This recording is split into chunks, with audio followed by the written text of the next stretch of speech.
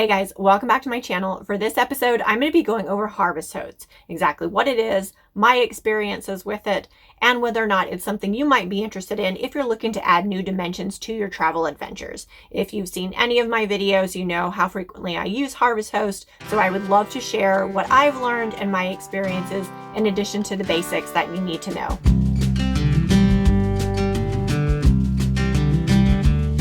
What is it? Harvest Host is a paid membership program. For the yearly fee, and there's different tiers involved, and I'll go over that in just a second, members get access to a network of almost 10,000 different locations across North America. And this includes everything from wineries, breweries, museums, mines, decommissioned Cold War era missile silos, ranches, farms, apiaries, everything you could possibly imagine, and golf courses too if you choose that option. Harvest Host offers RVers a place to overnight that is safe and usually quiet and much more of an interesting experience rather than a Walmart parking lot.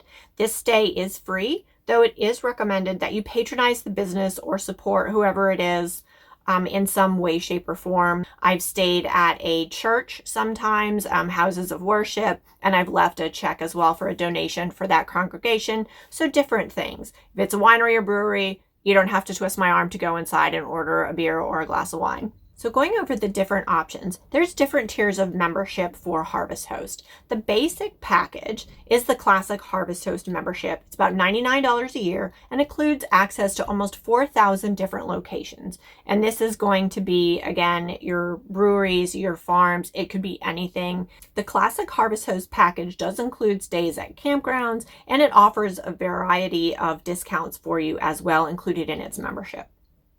The second package is Harvest Host and Boondockers Welcome, and that was kind of a merger by the companies. Boondockers Welcome is the same thing except that it's private individuals. These people are also RVers, and they're offering some of their fellow travel souls a place to stay on their private property. Sometimes they have hookups and amenities that they can offer. That package will run you about $169 a year. The last and most inclusive package available is about $179 a year. This is Boondockers Welcome, it's Harvest Host, and it also includes a membership with Escapees RV Club in addition to golf courses. If you're a golfer, that might be something you're interested in. The comprehensive package includes membership into the Escapees RV Club. And this offers a lot of extra perks, including access to various rallies. They also do RV boot camp. If you're looking to get into the whole RV travel lifestyle, this can actually provide you with a lot of information. You'll also get tire discounts, access to a variety of information on their website. So after you pick a membership package, you're going to set up your account in Harvest Host. This is going to include all kinds of detailed information that will tell the host about you. This includes how many people travel with you, if you have any pets. It'll also ask you for the length of your rig, the type of your rig, potentially your tow vehicle, your slide outs, if you have any children traveling with you. All of this is to determine if it would be a good fit and they have the space and resources to be able to accommodate you in your travels. Harvest Host is really friendly whether you're using the app or the website. You can even chart out your entire route and get suggestions along the way, enter your starting point, enter your ending point, and all of the hosts in that location will be available to you and show up on this route. So you can go in and pick that way. Some Harvest Hosts or Boondockers Welcome locations are really close to the interstate. Some of them might require a little bit of traveling. It just depends on how far away from the main highways and interstates you're willing to drive in order to experience some of the more unique hosts that might not be as close set. Sometimes if I'm in a hurry, I tend to stick close to the interstate. If I'm going to a location on contract, I really don't have a lot of time.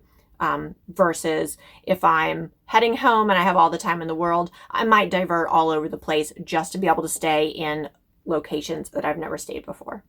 So clicking on one of the hosts will pull up the immediate name, location, their rating, and a little bit more detail about that host. Further down into the more detailed information, the host is going to provide suitability information, such as, again, whether they allow pets, if they have any form of hookups. It's not guaranteed, but they might.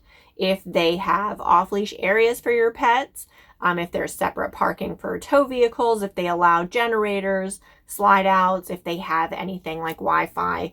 And then a lot of times that'll also list their amenities, such as what are they offering, views, gift shops, historical exhibits, picnic areas, farms, animals that you can see, guided tours, anything like that will be contained in that information. So once you've found a host that you're interested in and is along the route in which you're traveling, they will also have a calendar in there to submit a booking. So you will put in the days that you want to stay. Most of the time, Harvest Host is for one single night. Sometimes you can request a second day, maybe even a third if you need be, but that's something you might have to work out with them. Some hosts actually stipulate that they allow for extra nights if they're not booked up. So if you're looking to even chill for a couple of days and you really enjoy that location, ask your host if you can stay on, or if, you just have to honor that one day and move on. If the host is able to accommodate you, you will get a response. And then usually there is an intra app or intra-site messaging system in which you can correspond with that host and give them an idea of what time you expect to be in. I like to keep in touch with my host throughout the day, and I'll kind of tell them where I'm coming from and a rough estimate about what my GPS says I'm going to arrive in. Usually I'll add an extra hour and a half on there as well, just to be on the safe side. So that way, if it's going to be after hours of when they can expect anybody, they may be able to have someone available or be on the lookout, or they'll tell you how to access the property if need be, if nobody is going to be available to assist you with parking. So that's the basic information on what the program is and exactly how it works. So watching any of the videos on my channel, you've probably realized how often I use Harvest Host. I am not compensated or, I'm not a sponsor of theirs or anything of that nature. This is just my personal experience with them and what I really find helpful about it. So why would you choose this over traditional campgrounds? Well, again, I think this adds a really different dimension to travel. This is unique experiences, and there are things that honestly I wouldn't know existed if it wasn't for Harvest Host. They also include in their membership network nonprofit organizations, and those are always worth supporting as well. Campgrounds can generally run, they used to be cheap. Now campgrounds on average can run anywhere from $30 a night, if that. 40, 45 is kind of the lowest end that I've encountered in my travels. Unfortunately, up to 100 plus for a night, which is just insane. KOAs are up to like $80-something a night. The last one I stayed at a year or so ago. So staying at a Harvest Host location is free.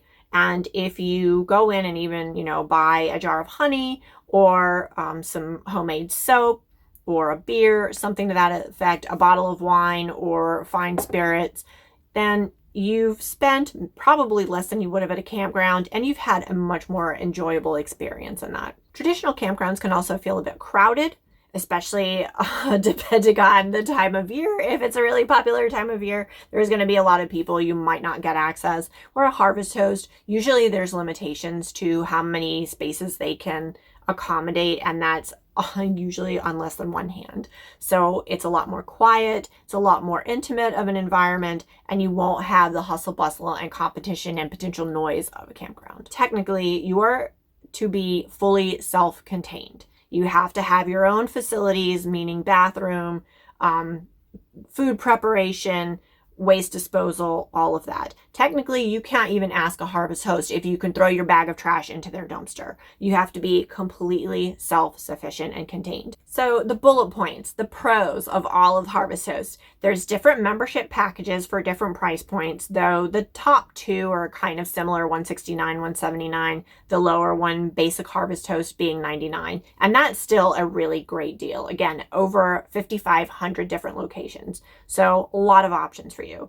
You don't need reservations. You put in your dates, you request your stay, and actually the calendars on the Harvest Host little site will be grayed out if they don't have availability. So you know immediately if it's, something where it can accommodate you and your schedule or not. You're supporting local businesses. A lot of these are small businesses. These are businesses and enterprises I would not know existed if I was not a part of this membership program. And I am extremely elated to have actually visited a lot of these that I had no idea were in our country. It's free. Technically, it is a free overnight stay. Again, it is really recommended that you patronize the business in some way, shape, or form. It doesn't have to be a huge expense. You could, again, go in and buy like a couple bucks for a lemonade and maybe a sandwich or a beer or a nice bottle of whiskey I have done at a distillery in Missouri. It's depending on your price point and what you want to spend. So you have the potential to save a lot of money with this program. The cons. There are limited amenities. Your host may have no amenities at all. In fact, more often than not, they usually don't. They don't, typically have electricity, water hookups. You cannot use any of their facilities. You cannot request to use any of their facilities. You cannot request to access anything other than what they are offering. Not having amenities can be a little bit tricky. Only once have I really run into a situation where the heat was absolutely sweltering and I don't have a generator. Is something that I've just battled with making that big purchase. Was it really justified or not over the years?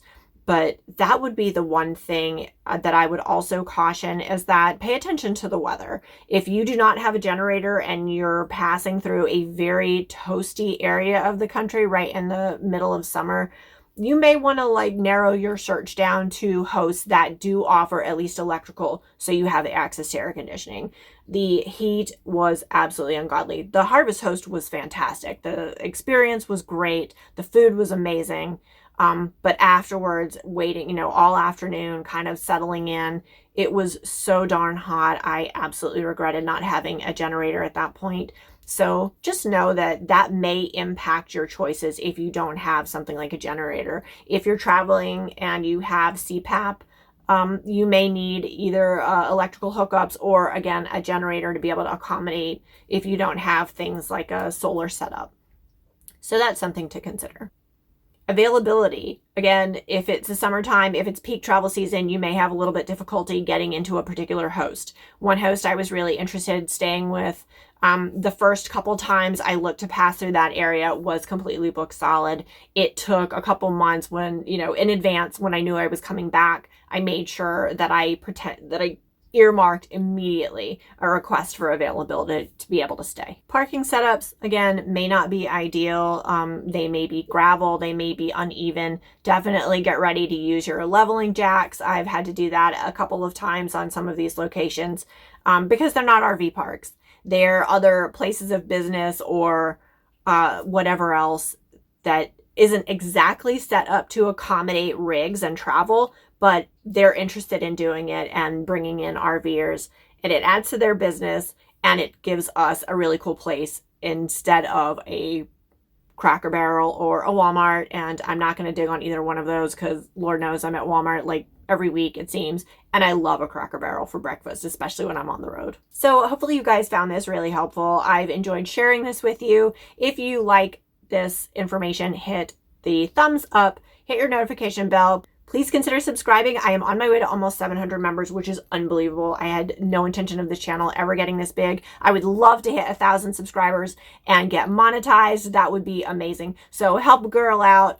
Hit that subscribe button. Watch some videos. Heck, if you don't even like my voice or my videos, throw it on in the background while you're cleaning or leave it on for your pet when you go off to run your errands. But thank you so much for your ongoing support. If you have any feedback for me, please leave it in the comments. If you have experience, good or bad, with Harvest Host, please leave that in the comments too. I'm very interested to hear what other people think of the program. Hopefully you found this helpful and it will help you make a decision whether or not this is a good option for you. Thanks again, and I'll see you on the next one.